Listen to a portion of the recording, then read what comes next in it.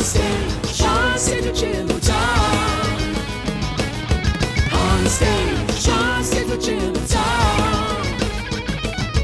Onstage, onstage with Jim and Tom. Onstage, onstage with Jim and Tom. Tom and Jim.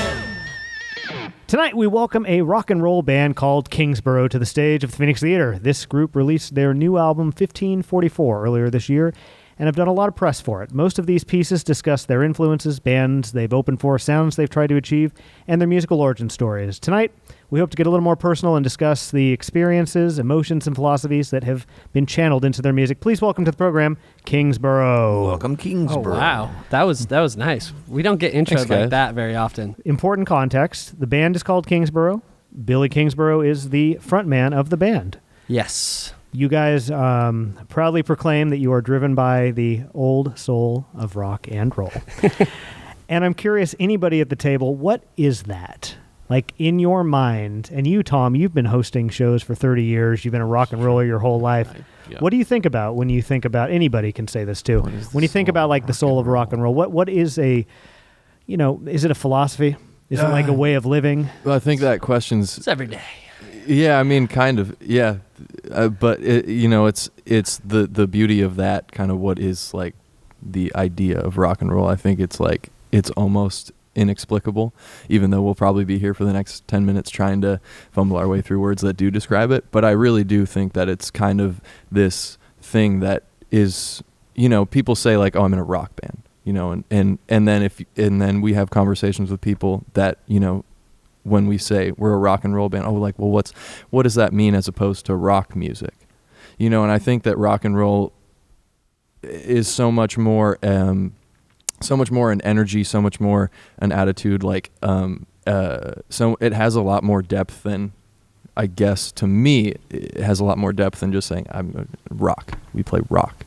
I think that rock and roll is driven by, a lot more, I don't know, angst, like energy, like it's more colorful to me. And really, I'd say the most important thing is it's so rhythmically driven. Yeah, that's what I was going to say. Nice. Yeah.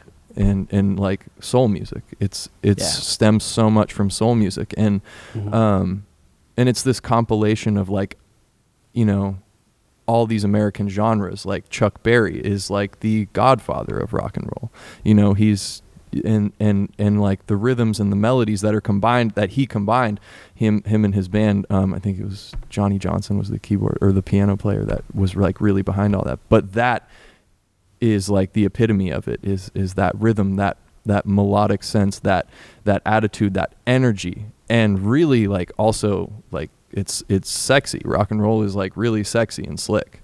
To me, that's kind of my best way of describing something that's I think is kind of inexplicable. Yeah. Well, the great thing about your answer is the question is so much deeper than most people even realize it when they ask it. Like when people say, "Oh, hell yeah. What's you play music? Well, what's your band like?" Usually they're looking for a top 40 band that they can reference so they can know what you sound like. Yeah. But like you say, there's an attitude to it. There's a whole other layer of it that most people who aren't a part of the world don't realize. Definitely. Yeah. I think it's overlooked, especially in this day and age, for sure. It's sometimes I think part of us, especially when we get into the studio, we're like, hey, let's make this a little bit more complicated. Let's push the envelope. And then, but then most of the time we're like, we can't deny that simple groove and that simple, stuff that really gets under your skin and really kind of makes you move. It sticks more. It's got more stick power. Yeah. And one thing, I mean, I guess we're all talking about this beauty of, like, the power of rock and roll, but one thing that it brings to the table that really, one, frustrates us, two, pushes us as harder than anything else could, and three, at the end of the day, gives us the most gratification, is the fact that rock and roll has been done for 70 years now. Yeah. But the challenge is, how do you reinvent it? Like, how does that happen? And isn't it amazing? How do you make it new? That happens every time you play. And every song you write almost is a reinvention of that. It blows me away. Absolutely. How you got 12 notes you're working with. Yeah. And you're using them. You're maybe using 3 of those. But how do you convince someone that, or how do you convince yourself, like, first, and then how do you convince everyone else? This is new. Like, this is. But it happens every time you write. Yeah. Yeah. It's absolutely incredible. You guys have paid a lot of tribute in different articles, and you can find them on your website, to the people who've influenced you, to the people who've kind of shaped your sound, the people who've come before you. Have you read any books or interviews, or do you like beads of wisdom from any of those kind of forefathers that stick with you? I do have one. Yeah. No- You YouTube, you go down this rabbit hole a lot. So this is a perfect question for you. This is true. This is a softball for me. Yeah. Well, this guy wasn't listed as an influence, I don't think, on any of our stuff, just because I think that I found out about him once we had recorded the album and all the songs were written. But there's a gentleman by the name of Blake Mills, Malibu guitar player, guitar like virtuoso, wonderful like singer-songwriter, producer,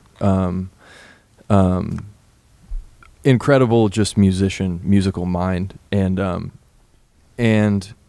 he said something in an interview, just because his guitar capabilities are so off the charts that people don't see it very often, because he really just knows how to keep himself on a leash in a way. And also he's said repeatedly that he's not really interested in guitar pyrotechnics or instrumental pyrotechnics, if that makes sense. And what really spoke to me is that he said, I got bored of the flashy stuff, and I started to wonder why people were so attached to, the way that Nina Simone sang her vibrato, or, how the way that Derek Trucks slides up to the 13th fret and just stays there and stings you, stuff like that is specific to people's playing, that speaks to people, like not how many notes or how many words you can say. It's, like how can you kind of, captivate people in your subtleties, in your own personal musical subtleties. That was really cool to me. So, yeah. So all of this stuff is valuable because these are the stories and the sort of background, the education you've gotten that has made you guys the musicians that you are. You did say 1544 just came out. And before that, though, 2015, you put out your debut album. Correct. Which was called The Night, The Grind, and The Woes. Yes. We're going to talk a fair amount about 1544, I think. But I'm curious, with The Night, The Grind, and The Woes, how much of yourself did you put in those songs? In a song like Daydream, that was, my first real kind of like attempt at a somewhat of a love song. Now, it was a love song to someone you loved or someone that you had loved? It was somebody that I was, in love with at the time. And then kind of like,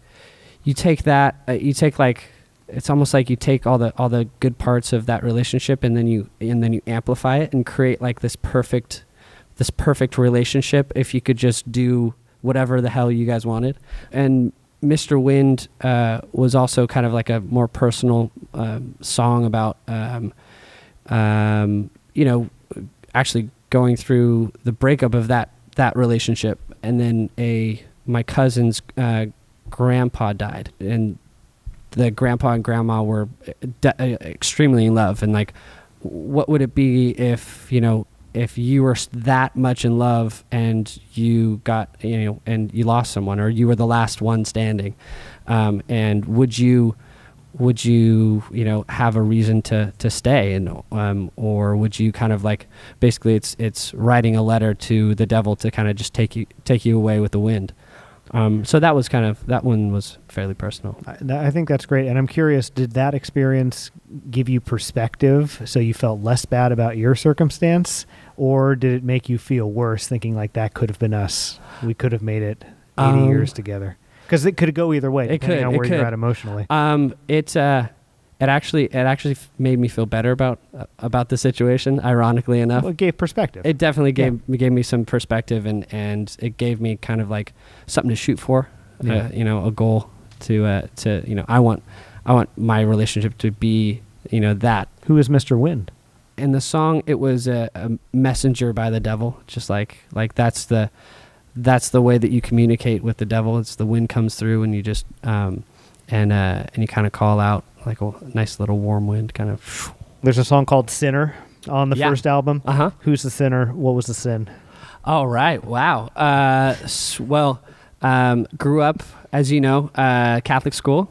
I think it's interesting that you grew into a rock and roller because it's not exactly fertile ground to become a rock and roller. Oh. That sort of perspective is I might less disagree celebrated. with you on that. Most of the people there don't have that perspective. Let's say that. Yes. Whereas when you look at maybe some of the public schools that we know a lot of people who come and play this stage are from, there just seems to be like more musical community, more artistic communities at other establishments in the area. Absolutely. Whereas where you grew up and went to school, it seemed pretty dry.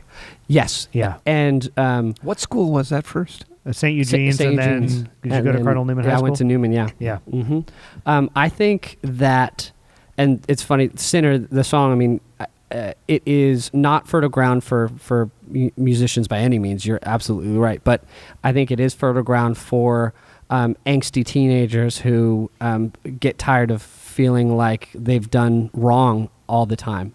And I felt that, I think you were raised Catholic as well. Yeah, I mean, this was a similar experience. Billy and I wrote this song together. I wrote, the music, and Billy wrote the lyrics. Mm-hmm.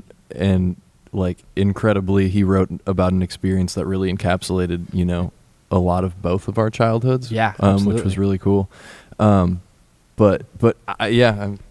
I kind of feel like it is almost like if under the right conditions, it's almost kind of like those like magic stories of like, well, if a chicken lays an egg and a rooster and like a toad sits atop it on the full moon, blah blah blah blah blah. It's like when the stars align in that Turns into a drummer, right?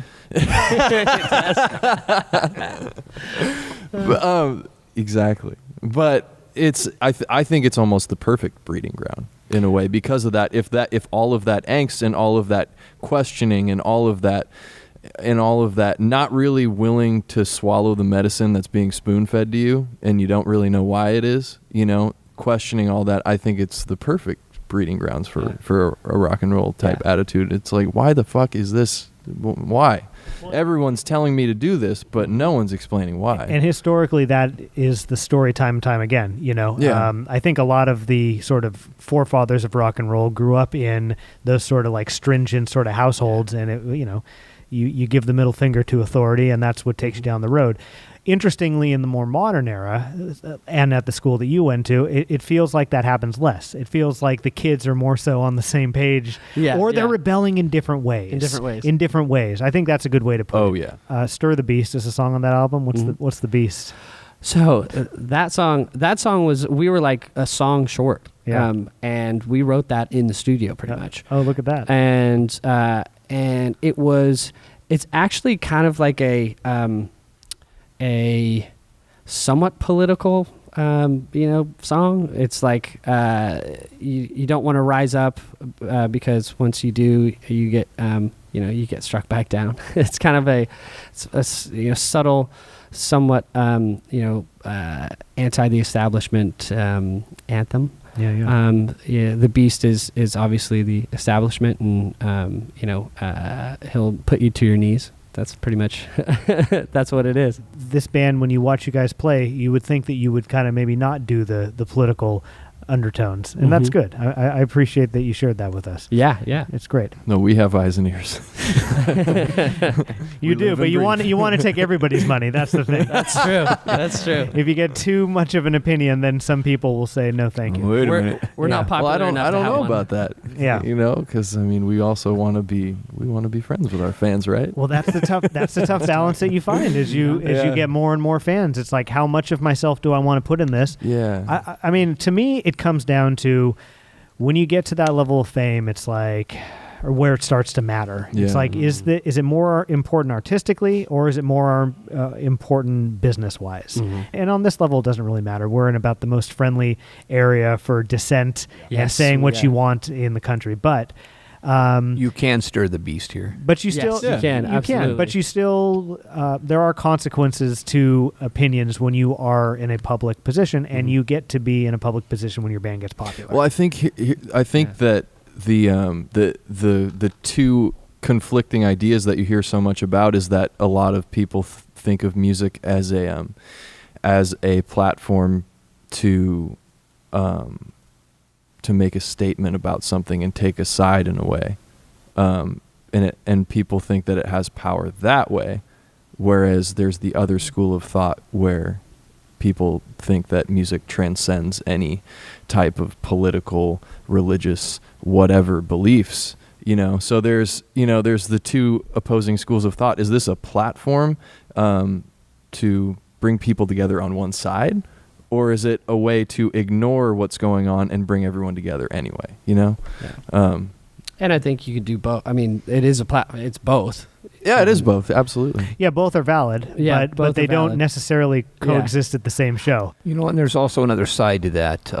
Once the words come out and the idea is there, it's really tough to take it back. Yeah. And that's before you even give it to the audience. Mm-hmm. You've written this piece, and you look at it, and it's got its life and its soul now, and you realize, wow, somebody might get pissed off about this, but got to go with this. Yeah, yeah. That's the other side of it. Is it's like you can't choose your fans, and you can choose what your message is, though. Yeah. And as long as you're at peace with what your message is, I think that's the litmus test. Exactly. Yeah, that's a really good way of saying Yeah. it. Yeah, absolutely. And our message is definitely more of a social inclusion message where you can just kind of turn it off and go have fun. And that kind of gets to the heart sometimes of what the Western audience is looking for, escapism. Mm-hmm. We'd love to have an hour or two where we really don't have to think too much, and we can get rhythmic, and we can bump our bodies against someone on the floor and have a good time, and not remember that, maybe somebody's going to be lobbing a nuclear bomb at us. Yeah, exactly. And then this is probably too deep of a rabbit hole, but then you get into, I bet you've thought about this, then you get into the issue of like,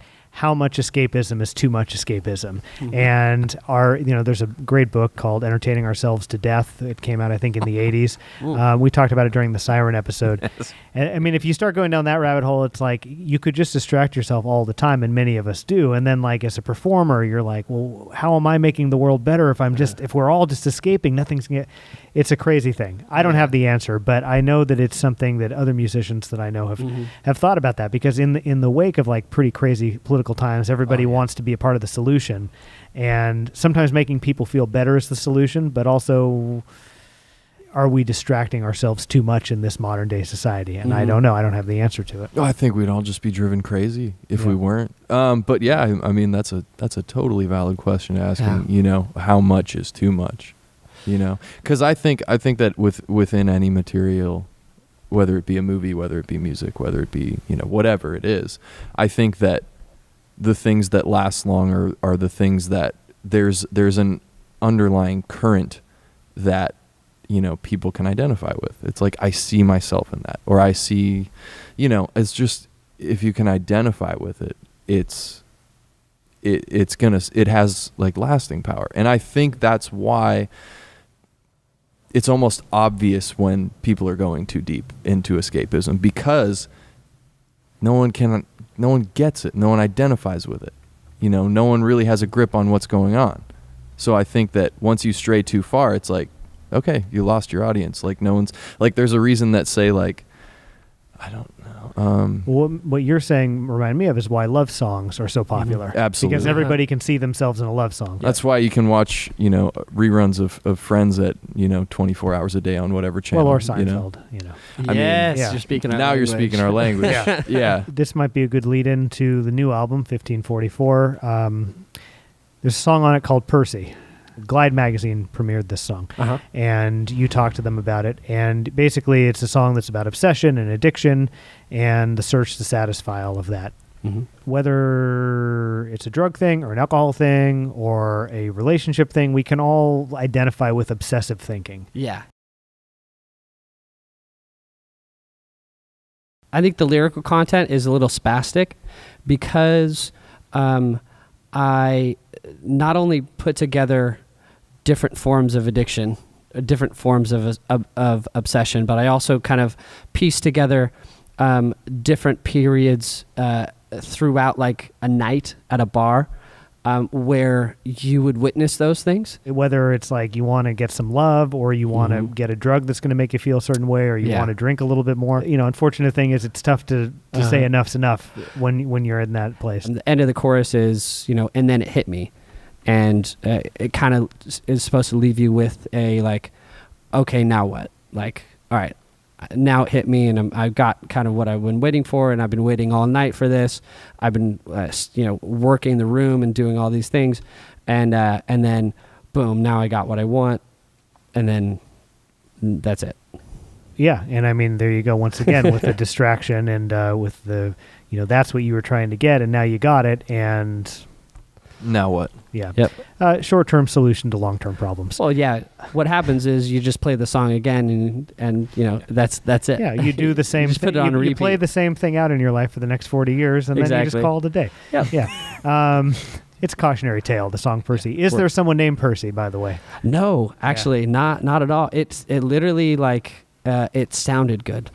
It sounded good. Sometimes that's all that it takes. Would you say that it was a conscious decision to have this album have so much of that, like that search for pleasure, that search for validation? It seems like time and time again on this album, it's a man looking for something. It's a man in and maybe it's just autobiographical. Maybe this was you getting into like this spot in this band, and it just so happened that you were having experiences with women, or experiences with alcohol, or whatever it was you were doing, and it just made itself into the song. Yeah. Well, I always make the joke that I lived the rock star lifestyle before I joined this band. Yeah. So and that was in college. You're just constantly looking for something to satisfy. Like in the song "Subtle Lies." Exactly. Yeah. Where you hooked up with a girl you had just met in her dorm room. You know what? But you're sounding an awful lot like a victim in this tune. And quite frankly, this was a woman that you had no idea who she was when you brought her back to your room. And the next morning, when you find out that she's going to be married in a day or two, you kind of get offended. No. It was their anniversary. That was it. It was their anniversary. Yeah. And you get offended. We obviously have to give context. Bravo. So you Bravo. Yes. What the hell is going on? How ass backwards is this? In fact, that's the perfect way out. Are you kidding me? Thank you very much. I'll catch you down the road some other time, and I don't even call you tomorrow. Who is the real victim here? Right. Well, it seems to be that you felt like the victim. And just to give somebody an idea if they've never heard the song, so you met a young woman, and you spent some time together with this person, and a night, and you spent the night, and that was great. And then you woke up in the morning, and then she was on the phone with her boyfriend. Yes. And it was their anniversary, and you snuck out. You felt that you'd been played, and definitely. Well, so did you ever see this girl again? Yes. Okay. Yes. Did you ever have a serious conversation with her about like, hey, I don't like betraying people? Because it seems like you felt bad about betraying her boyfriend. Yes, I felt really bad about the situation because would you have done it if you'd known she had a boyfriend? Probably not. I don't think so. Yeah. I was in college and drinks were flowing, but I didn't appreciate the I would have liked an upfront sort of like, hey. Would you say that you were in an emotionally fragile spot when you had that one night encounter? Yes. Well, the person was an upperclassman. I was young at the time, and I thought I was like, oh, this is great. This girl's pretty awesome. And he thought he was cool. I thought I was cool, and I thought she was into me, and no, she definitely was not. Definitely was not. I felt a little used. She was partly into you. True. Physically, but not mentally. For a minute.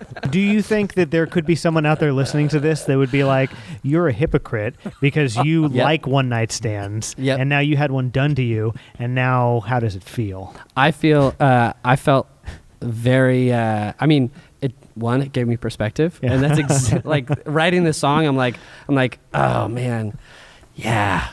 Like this is the tables turned. Yeah. I mean, this is this is a dude being taken advantage of or being treated like a sex object, and I felt like that concept, that sort of situation being turned on its head was pretty funny. I'd love to hear your telling of the lowdown origin story, because you talk about how art can share experiences that people can connect with. Yeah. I've kind of read your piece on this, but I'd love to hear it from your own words. This is an experience I think a lot of us have as we kind of go through our lives. I definitely wrote it while the band was kind of catching some steam, and when we started, we never thought that we were just kind of playing around and writing songs, and we thought, oh, this is awesome, this is really cool, and we wanted to make it work, obviously, but when we started going, and I think every kind of musician or artist goes through this, where you ask yourself, this is amazing, and this is making me change what I want to do in life, and you wrestle with kind of the unknown and the known. Before we started this band, like, had a good job, could have easily, just kind of like kept the 9 to 5, but it did not by any stretch make me feel as fulfilled as music did. I was a latecomer to the whole music thing, so this was a very new thing for me, and so you kind of battle with what am I supposed to do in life versus what I want to do in life. And I don't want to derail you, but you also come from a background, you in particular, where this is not the norm. I mean, everybody's really supportive. No, everyone's and supportive, great, but they're a little confused. They don't really understand why a person would leave a good job to do this thing that doesn't have a guarantee. Yes. Would you say that's a valid statement? Absolutely. Yeah. Absolutely. And when you see some of your friends, move up the corporate ladder and do all these things, and like, you talk about being at a ritzy sort of dinner where everyone's talking to you, and it doesn't feel like the conversation is natural. It feels like there's an angle with every conversation. Exactly. And like, for me, I can totally put on a face, and I can be sociable, and that's no problem. But deep down, I'd rather be in my room writing songs or playing guitar or like. Or as you like put that. it here, you're at a fancy thing, but you'd rather be at a dingy dive bar with your friends. Exactly. In all of these songs, seems like you're chasing something. And I would also, we can cut this out if it doesn't fit, but I wonder, in the song "Where I Belong," it's kind of your musings on love. I think at a certain juncture in your life.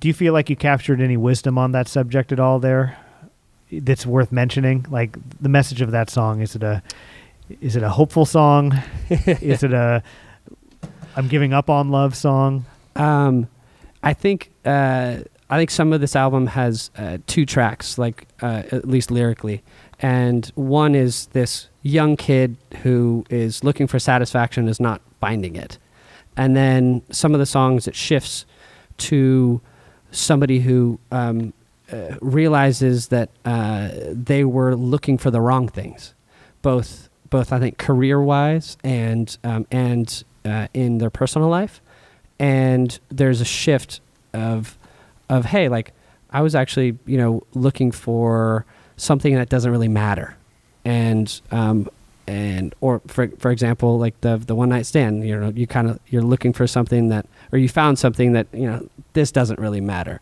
To Where I Belong, you keep going back to this one thing, and you're starting to shift, like, well, if I keep coming back to this one idea or keep coming back to this one person, like, it's kind of messing with, what did I think was right? What did I think maybe what I thought was supposed to be right was not really how it's supposed to be. So in some ways, it's like the drawn out process of making the same mistake over and over again, and then slowly realizing that maybe you're ready to do something different. Yeah, exactly. Which it sounds like, I mean, this is a hugely autobiographical album. Yeah. Right?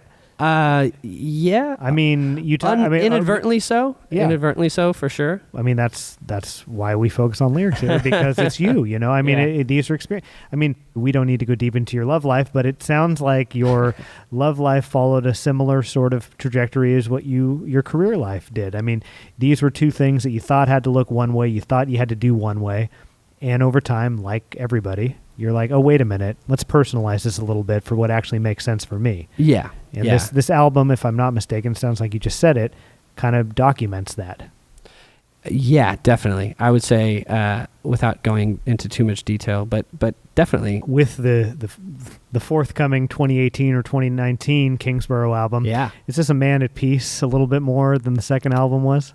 I would say so. Yeah. I would say so. And Journey of Self-Discovery has concluded with 1544. I wouldn't say that. I wouldn't say that. Yeah. We're continuing. New chapters. Yes. Always discovering. I don't think I'll ever be satisfied with anything, and I think that's a problem. That's quite a statement.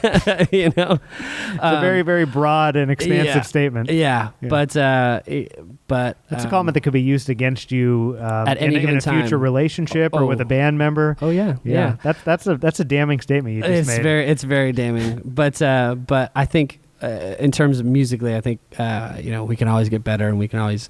That's why I think we just start. I mean, we're starting to write. We're itching now because we had such a good experience with this album that we're like, okay, I think we could do more. I think we could do this. I think we could do that. It's a project that seems to be connecting with audiences, and it seems like from afar, from my perspective, that you guys have an amount of momentum, and that's really exciting to watch. So I appreciate that you guys came and shared some of the backstory and the music, and thank you guys so much for sitting down with us tonight. Thank you Right too on. for your Yeah, really deep and thorough interest in music, especially at this level. It's at not a professional celebrity or celebrity esque level. It's really cool and unique that you guys are digging deep. It's From my awesome. perspective, this is where it's the most real. I mean, Yeah. you guys are really, Awesome. you get to tell what's really going on. And my perspective is the people that you mentioned on the professional level, the big guys who have shows like this, or the big girls, they've already got avenues for it. Yeah. I think there's something that is really important about the work of giving people a place to play and giving a spotlight to the music that they make. That's been the philosophy of Tom at the Phoenix since 1983, and that's the philosophy of the show. But there's almost that same important part of it that you have to have the people that are out there making it, and it is more real. You look at some of the more famous musicians nowadays, and I wonder how they can keep churning out these albums and how they can be real. Yeah. Because I don't think they're living that life anymore. But you guys are still there living it. So the stuff you're writing about is real. It'd be tough for you not to write the truth right now. For sure. Yeah. So this is, for me, why it's so vital and important that this is the part of music that people hopefully will get to hear. You guys are the real deal. You absolutely know what you're singing about. Well, I appreciate you being so thoughtful about your responses. Oh, definitely. It's what makes an episode worth listening to, is when people come on and they're real.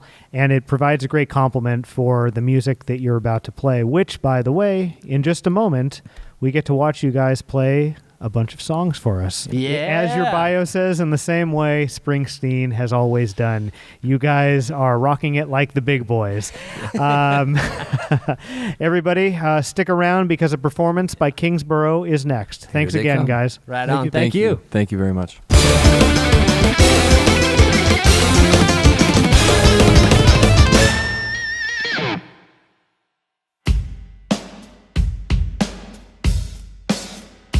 When your mind is cracking and your skin is tight, got a two-timing trapper trying to just get it right. When she comes right on time. Candles burning and you're looking for abuse. Got a big pocket pension, all you gotta do is use. When she comes right on time. Oh, she comes.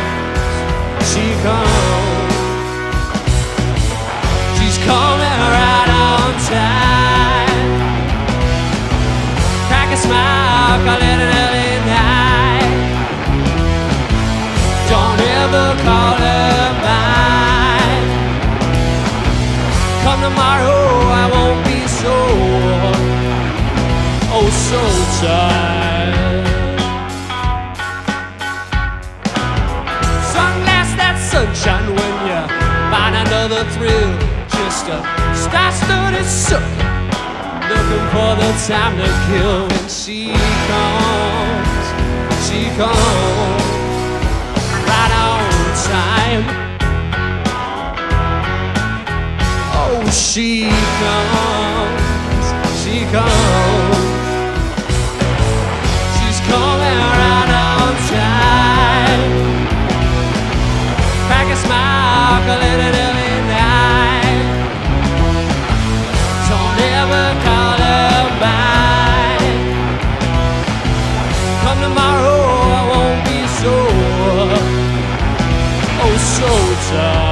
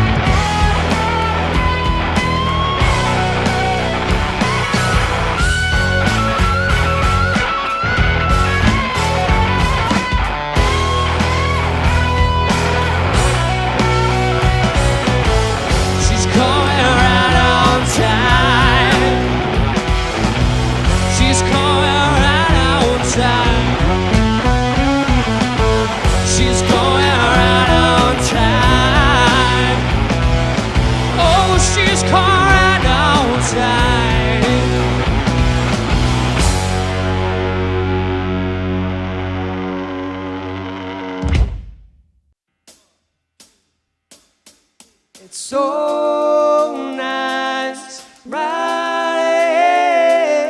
right inside your arms. It's so nice, right. Oh!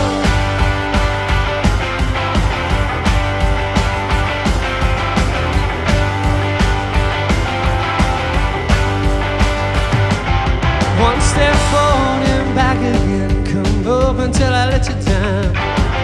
A rush of love and the lack of it. Sweet Mary got you going round. Tongue tied, hands to the side. Keep it ready, steady, carry through the night. It ain't what you thought, but I'm on your mind. Am I still the one? Still the one? After all this time. It's so nice, right inside your arms. It's so nice,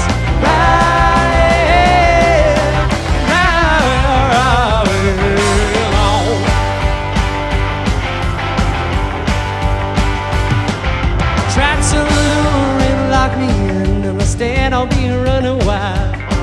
The taste I crave, once that a bitter was still so rushing through my mouth. Tongue tied, get back to my ready, steady woman running through the night.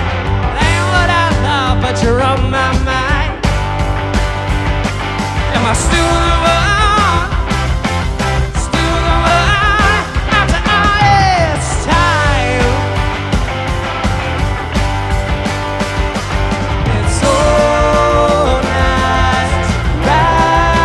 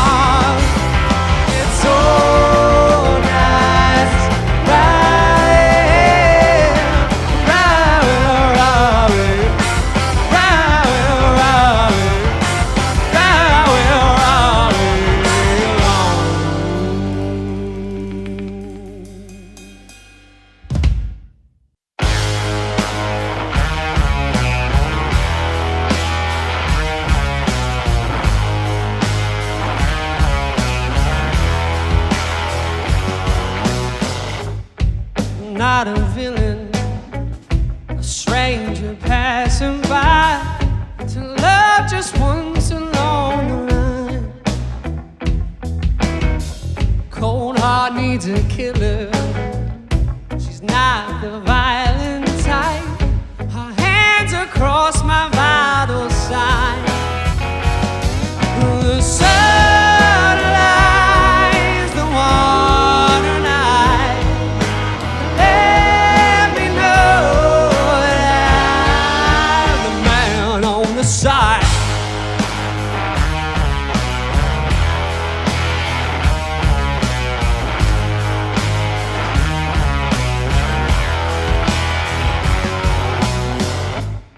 Something's missing. My time, the clock. Where to go, when to stop, or not. You won't see me again. I've heard it once or twice. Too good to know why. The sun lies, the tides the vine. Let me know that I'm the man on the side.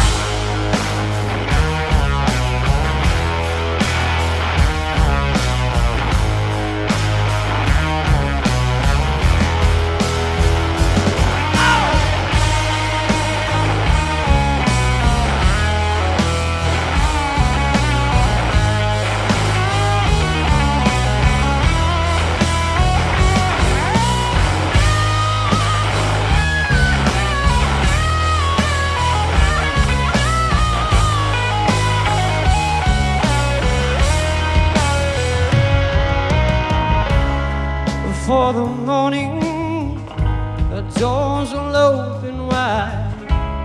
Long before she calms the room. The more and more I spend, the more I realize the heart she holds is breaking, but it ain't mine. The sun lights the violent kind. Let me know that I hold the sunlight, the place down where I hide. Let me know that I am the man on the side. Oh, the man on the side. Oh, the man on the side.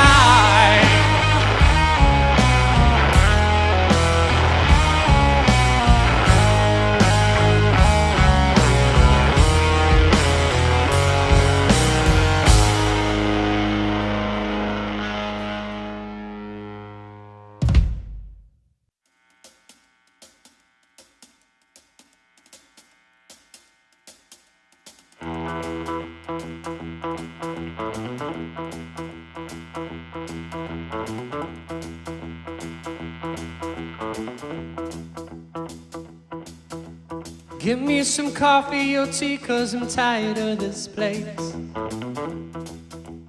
Or something stronger if I have to get up again. Well, worries and dreams are the same, I'll slip away amongst liars and thieves, forgotten in the penitent. Oh!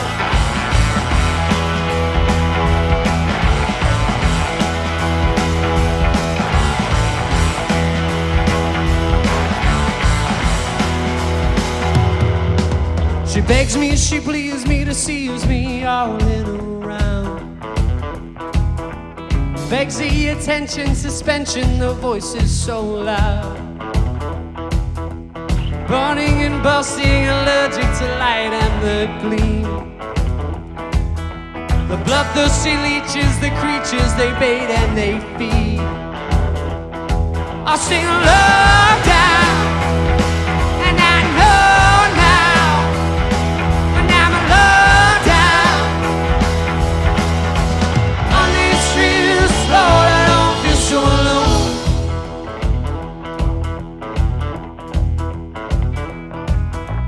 Push me on paper, yes, are you a savior or slave? punching and crunching, conspire, retire, then awake. Wake ups and downers and drowning while counting the days. Bask in the tide or surrounded by sober news.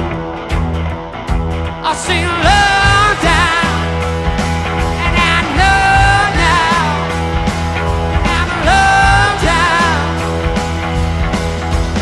On this street of the floor, I don't feel so alone.